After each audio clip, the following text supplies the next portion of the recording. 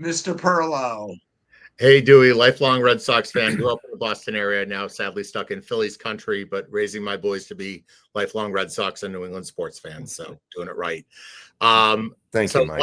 I want to ask you about the 86 season. Obviously started with that home run on the first pitch, ended in a lot of unfortunate drama. When you kind of look at that amazing excitement to do something I think at that point had never been done before, and the way that the 86 World Series ended, how do you look back on that whole season? I mean, obviously you wanted to win the World Series for us, but how do you look back at that season in terms of the highs and lows for yourself and the team? I have not, Mike, I have not looked at the highlight film of that World Series because I just can't. The way it started out, I hit a home run on the first pitch, was never been done. And I think it's been done since then, but that's a record that will stand, which is fine. But we faced Jack Morris that day. We hit 4 home runs off of him that day. We lost 5-4. He went the distance and he gave up 4 solo home runs.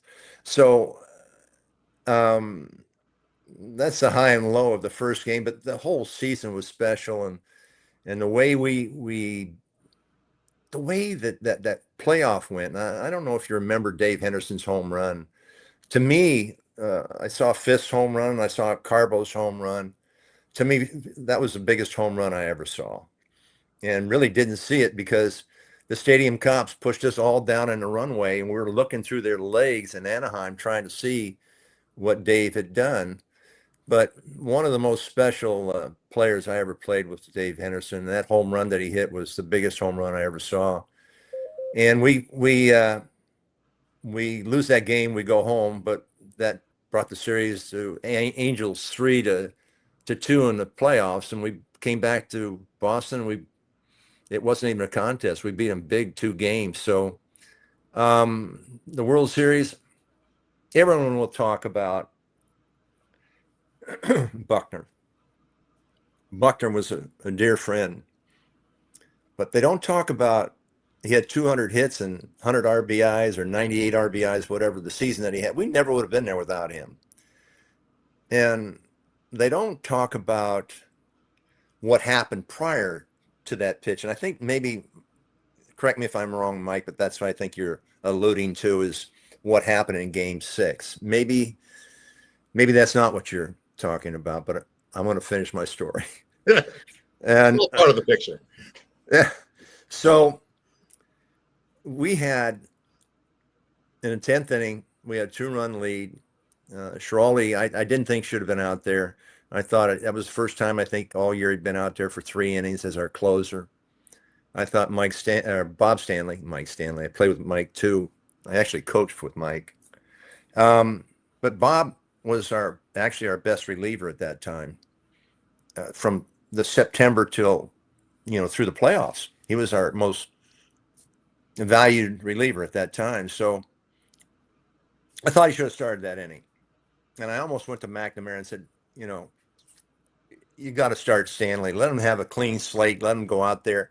And come to find out through Eric that the Mets didn't want to face Stanley. They were hoping Schiraldi would have stayed in there, and that's what happened.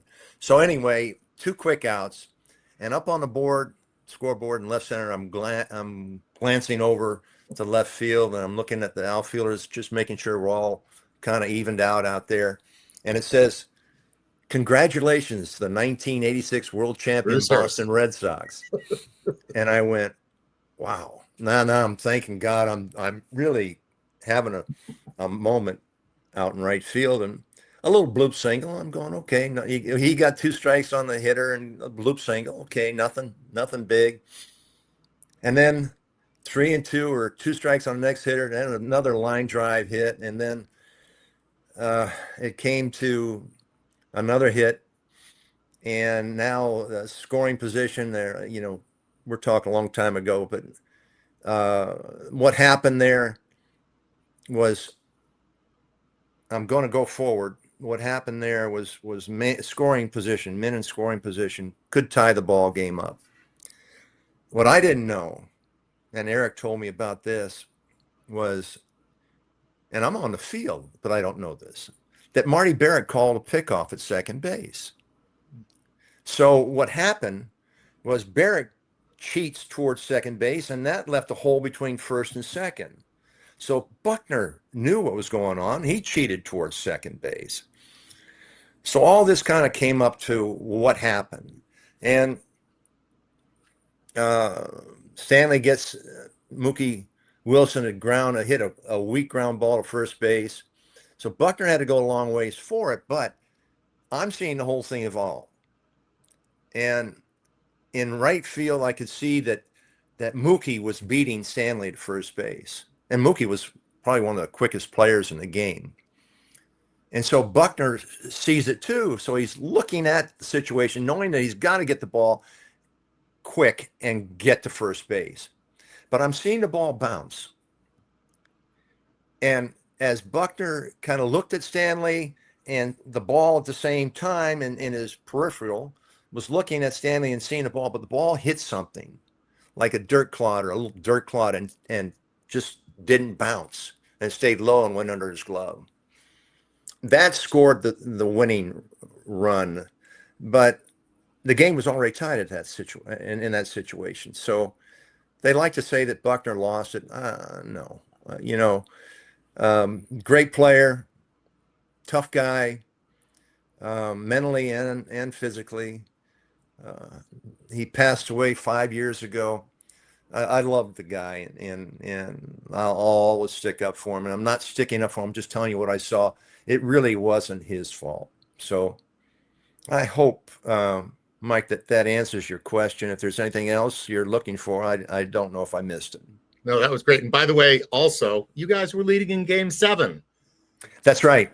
That's right. I hit a home run in that game, and then I hit a double to right center, which drove in 2 runs. And then on no outs, I'm on second base, and Gedman's job was to get me over. He hit a bullet right at the second baseman, and I couldn't. So it was a line drive. I couldn't move over, but I didn't score. And then we ended up.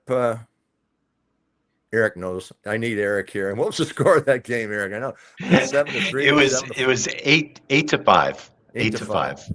Well, yep, your that's double why made it. I needed Eric when we did this book. I told him he needed to be my. We all Dick needed Bashani. Eric in our life. We all needed Eric.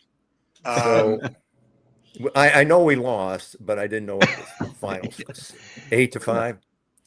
Yep. So anyway, I hope that answers your question, Mike. Thank you. That was awesome.